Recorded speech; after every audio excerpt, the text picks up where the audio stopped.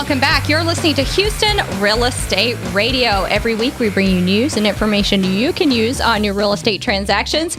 And, right now we're all getting ready for school to start back. Even if you don't have kids, it's time to start back because the malls are packed. Everyone's buying back to school shoes and back to school clothes. And it's just a time to get out and get ready for school with your school supplies. Whether you're at the grocery store, Walmart, you're going to see kids out there shopping for their stuff. So it's an exciting time right now for kids, but it's also an exciting time for all the teachers going back and all the school employees. So we're talking with the different superintendents from our area today. And this segment, I have Dr. Cain in to talk about the 2015 school year and what we can expect from Klein ISD. So we're excited to have you. You Skyped in last year. You're here in person this year. So we're excited to have you and appreciate what you're doing because Klein's a great school district. Thank you very much. It's nice to be here. Appreciate the invitation.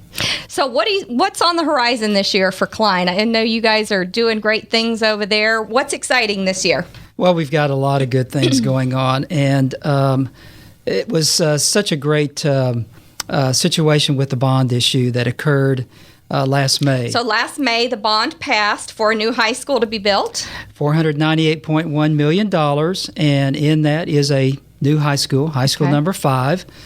There's also an intermediate school, an elementary school in there, and an early childhood pre-K center. Okay. As well as renovations and technology, safety and security, and buses.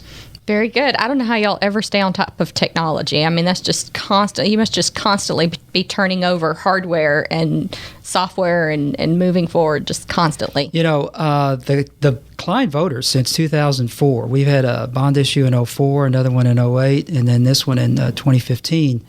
They have approved about $150 million in technology. Now, that is both infrastructure and devices. Mm-hmm. And so our community has been very, very supportive and very proactive when it comes to the use of instructional technology. We have a great technology office, chief technology officer who runs many of those programs. Mm-hmm. So there's always something going on. That's good. So the new high school, you guys have actually broken ground on that, right? We have. It's on Spring Cypress Road near Huffsmith Corville. Okay. And we have broken ground. When people drive by, they can see the activity. And we're expected to open that building in the fall of 2017, so 2 years from now. Okay, it takes a long time to build a big high school. It does, because it's about 650,000 square feet. Wow. And there's just a lot to it. Mm-hmm. Yeah. How many students will you be able to put in that building? Well, it'll be built for 3,500. Okay. And we'll start that first year with just freshmen and sophomores. And then the second year, grow a junior class, and the third year, grow a senior class. Okay. All right. Very good. So let's talk about your district. How many elementary campuses do you have right now going into the 2015 school year? Right now, we have 30 elementary campuses, and we'll be opening number 31 this coming fall. This fall. Okay, good. And we have an early childhood pre-K center that some people would call number 32. That's the Grace England Center down in the south part of our school district. But we'll be opening an elementary this fall, an elementary next fall as well. Okay. And then in the fall of 2019, we'll be opening elementary 33. It's exciting. You guys just grow and grow and growing. We do. How many middle schools do you have? We have 9 now, and we'll be building number 10 to open in the fall of 18. And it's going to be on West Rayford Road, not far from Kirkendall. Now, when are you starting construction on that? Next year? We'll probably start construction within the next 9 to 12 months. So, Okay. yes, probably in the spring of 2016, we'll be clearing the ground for intermediate number 10. It'll be right next to one of our elementary schools, right next to Metzler. And then high schools. How many high schools do you have right now? We have 4. 4. So the one on Spring Cypress will be number 5. Okay. And how many students do you have in your district? Well, we're anticipating this fall to have over 50,000. We think somewhere between 50,500 would be our best projection. And as we look ahead the next 10 years, our demographer, who does an annual update, tells us that we can anticipate anywhere from 1,300 to 1,500 students joining us each year for the next 10 years. How are you going to keep up with campuses? the beauty of bond issues and the support of the community. That's how you do it. When you have that kind of phenomenal growth. Because it takes 2 years to get a high school up, and you said it'll have 3,100. I wonder how many of those 1,500 per year are high schoolers. Well, you break it down. About half of your student body is in grades K through 5. Okay. And then the other half is grades 6 through 12. Interesting. All right. So what are your top priorities for this school year?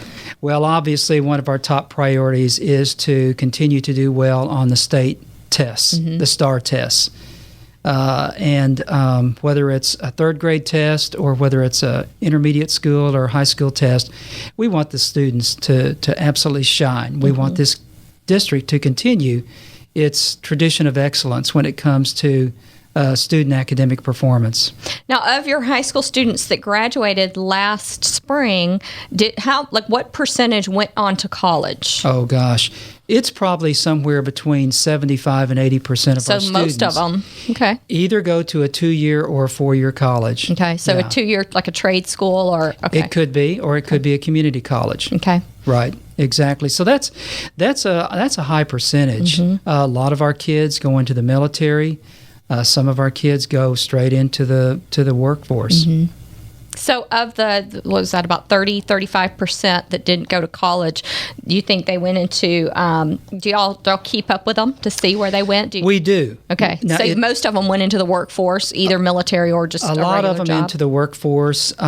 It's not always easy to keep up with those kids, but we make efforts to survey as much as we can and find out what they're doing and what they're up to.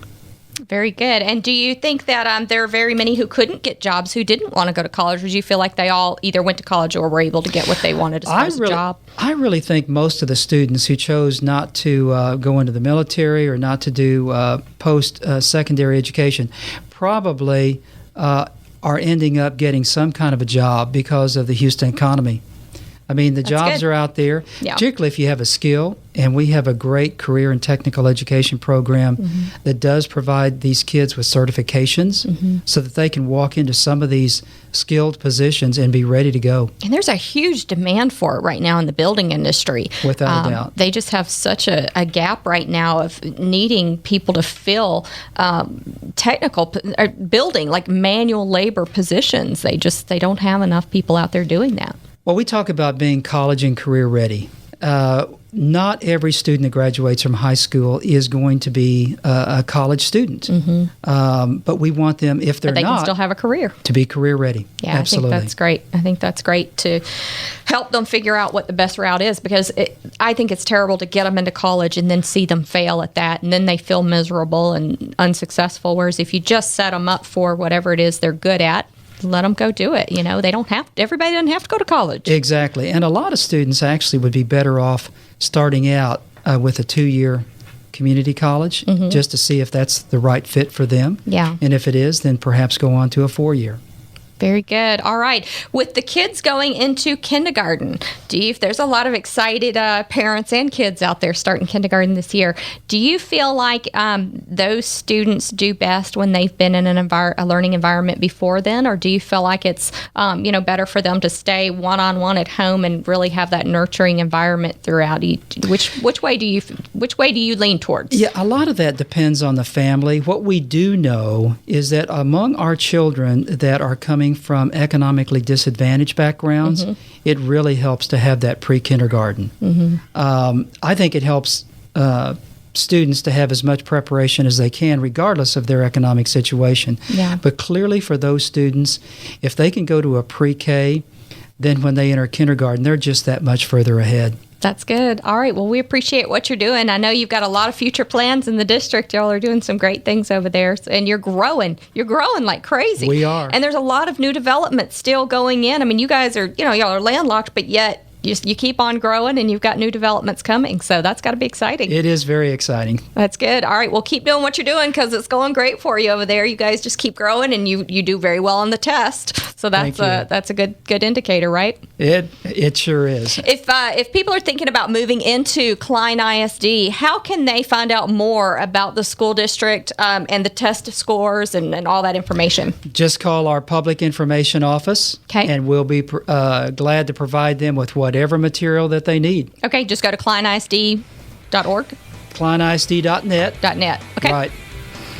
All right.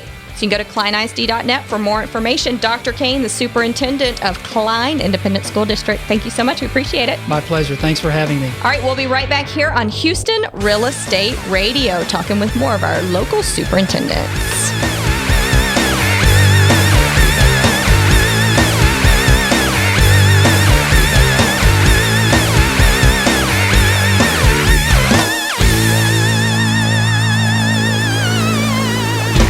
RREA Media has an exciting new product available to companies and organizations who are teaching classes and want to offer those classes online. Introducing Easy Distance Learning. Easy Distance Learning is a video-based distance learning system that allows companies and organizations to leverage their existing classroom content into a broader reach and increased revenues. Did you know that the rate of growth of distance learning is 10 times that of classroom education? And 66% of chief academic officers think distance learning is critical to their long-term strategy. Right now, 33% of higher education students are taking at least one online class. Companies and organizations not offering a distance alternative to in-class instruction risk being left behind. Video-based distance learning has three basic components: classroom capture, post-production, and content distribution. Easy Distance Learning is a comprehensive and modular system that covers all three components that can help your organization with what you are missing in offering a quality and convenient online learning experience. You choose the parts you need help with. Easy Distance Learning offers another revenue stream, a broader reach of your existing content, and a professional presentation with a great learner experience. Contact us today for a free estimate and see how Easy Distance Learning can take your company or organization to the next level.